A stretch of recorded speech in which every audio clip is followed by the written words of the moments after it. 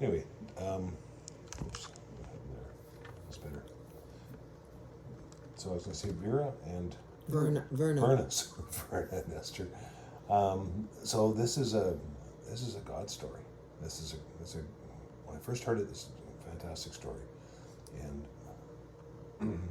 Verna, you were in Bahrain. So Yes. how did you get there?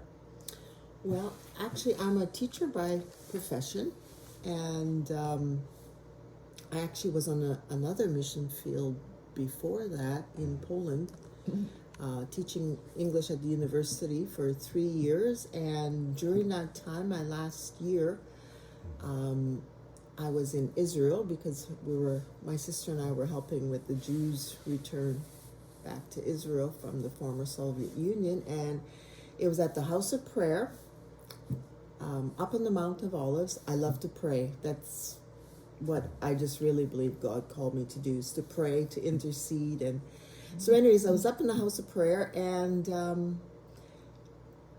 there were many people at the House of Prayer. There were about 20 some. Anyways, there was this one American woman that I did not know, and it was the last day, and she walked up to me and she said, we introduced each other, and she says, I've noticed you, and I play guitar and some piano, and she says, I see you leading worship at the House of Prayer in Bahrain. And when she said that, I was like Sarah in the Bible. I laughed inside, not to her, but I thought, Arabs? I'm working with the Jews. Like, she says, will you pray about it? And she would always say, and watch what the Holy Spirit will do.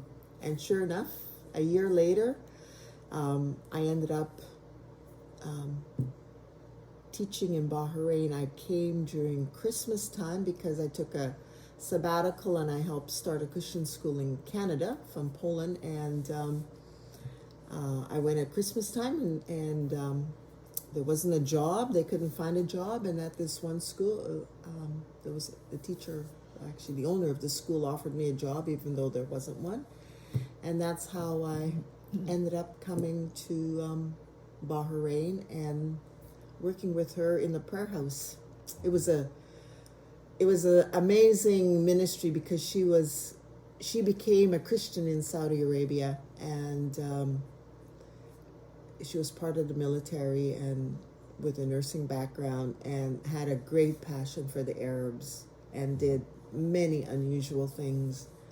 But anyway, she had places of ministry in Saudi Arabia and also in Bahrain, and I was the one that stayed at the House of Prayer. We had the House of Prayer in downtown, the Manama, which is the capital of Bahrain. But sometimes we had, every night, people would come and pray, and sometimes you could have 100, 150 people praying. And we got reported, and we had to evacuate. So she moved to she found another location, sort of a little bit more primitive, one of the other towns in Bahrain. And so it was a huge prayer house. There was about, maybe about 12 bedrooms and bathrooms. It was a huge setup. And people came from all over the world to pray.